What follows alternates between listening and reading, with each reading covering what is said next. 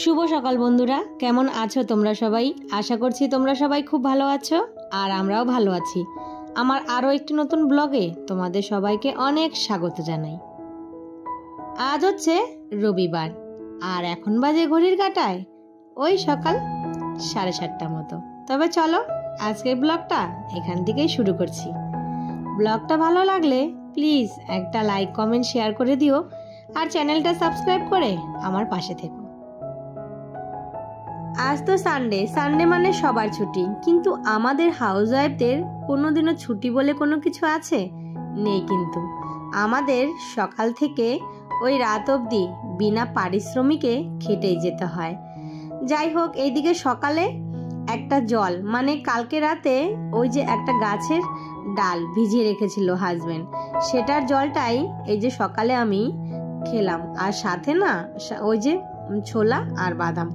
তো জলটা খেতে আমার একদমই ভালো লাগে না, তবুও বাধ্য হয়ে, ওটা একটা ওষুধ, ওটা কিন্তু শরীরের পক্ষে খুবই ভালো। তো সেই জলটা খেয়ে চান টান করে সোজা চলে আসলাম ছাদে। এই যে কয়েকটা জামা কাপড় ভিজিয়েছিলাম আর সাথে এই যে ছেলের ব্যাগটাও নোংরা হয়ে গেছে, সেটাও কেচে দিলাম। আর আজকে কিন্তু আকাশে রৌদ্র কিন্তু খুবই কম, গরমও কিন্তু তেমনটা নেই। তো এইদিকে দেখো ঘরে এসেছি, এসে মুখে ক্রিম মাখছি আর ওই দিকে দেখো ওই যে পুচকুটা আমার দিকে তাকিয়ে আছে। তো এখন সোজা চলে যাব রান্নাঘরে। আজকে আর পুজো দেওয়া নেই, তার কারণ আজকে শাশুড়ি মার একাদশী পারণ আছে। তো আজকের পুজোটা শাশুড়ি মাই দিবে। শাশুড়ি মা একাদশী আর দ্বাদশীর পুজোটা এই দুটা দিন নিজেই দেয়, আর বাদবাকি দিনগুলো আমাকেই কিন্তু দিতে হয়। যাই হোক, চলে আসলাম রান্নাঘরে।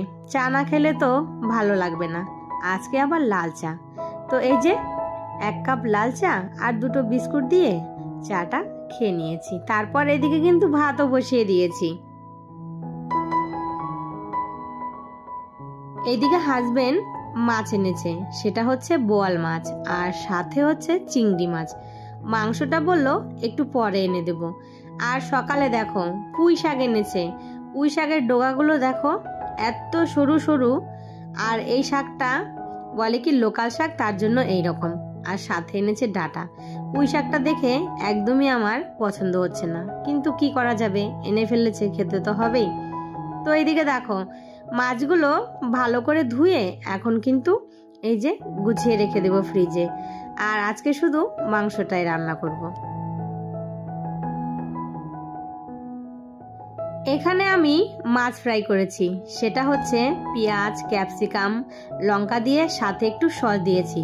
সেটা হচ্ছে ওই যে চিলি চিকেনের মতো করে না, সেটাই আমি এই যে চিলি ফিশ করেছি। আর এই সস দিয়ে পেঁয়াজ ক্যাপসিকাম দিয়ে মাছ ভাজাটা আমার বড় ছেলে কিন্তু ভীষণ পছন্দ করে।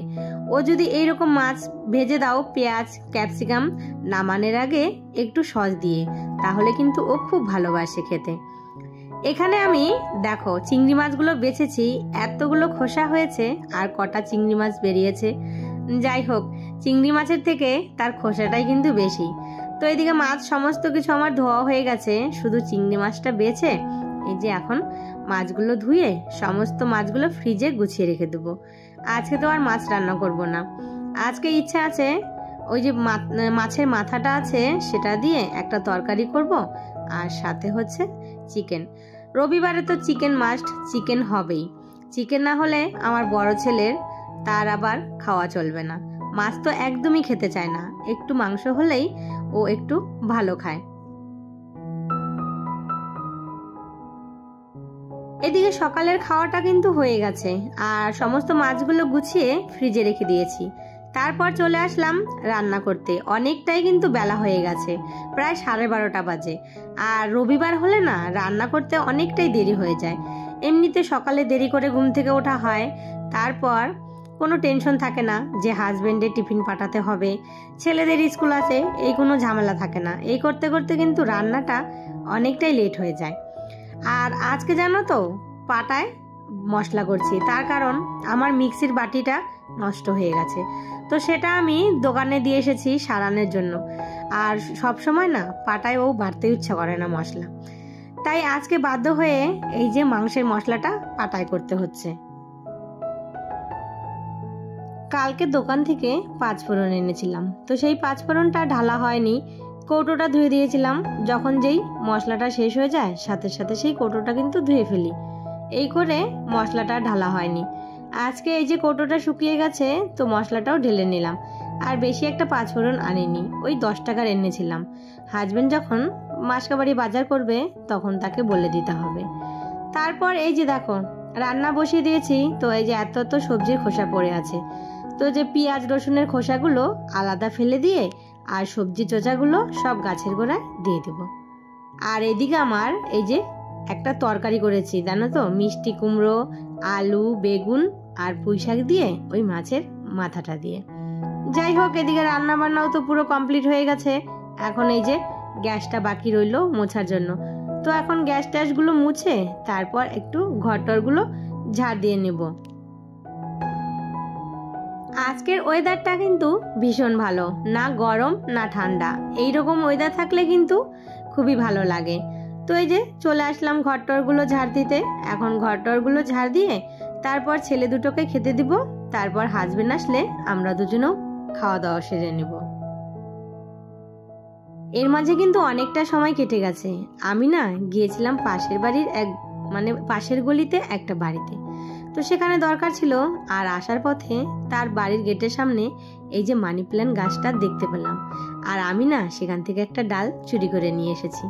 যাই হোক, পরের বাড়ির জিনিস এনে চুরি করে এনে নিজের ঘর সাজালাম। দেখো, চুরি করা বলাটা ঠিক না, ওই যে না বলে এনেছি ওটাকেই চুরি বলে। তারপর এই যে দেখো এখন সন্ধে লেগে গেছে, সন্ধে টন্ধে দেওয়া হয়ে গেছে, সন্ধেটা শাশুড়ি মাই দিয়েছে। তো এদিকে ছেলেকে একটু ফিডেশর গুলিয়ে দিচ্ছি। আর দুধ ছিল না, তো একটু হালকা গরম জল করেই দিলাম। আর এদিকে আমার হাজবেন্ডও চলে এসেছে বাজার থেকে। তো এই যে আজকে বিকেলেই বাজারে গিয়েছিল, এনেছে 2টো তরমুজ। তো ছেলে বলল একটা তরমুজ আমাকে কেটে দাও। তো এইদিকে তরমুজটা দেখতে সুন্দর লাল, কিন্তু খেতে একদমই মিষ্টি না। তো চলো বন্ধুরা, আজকের ভিডিওটা তাহলে এই তরমুজ খেতে খেতেই শেষ করি।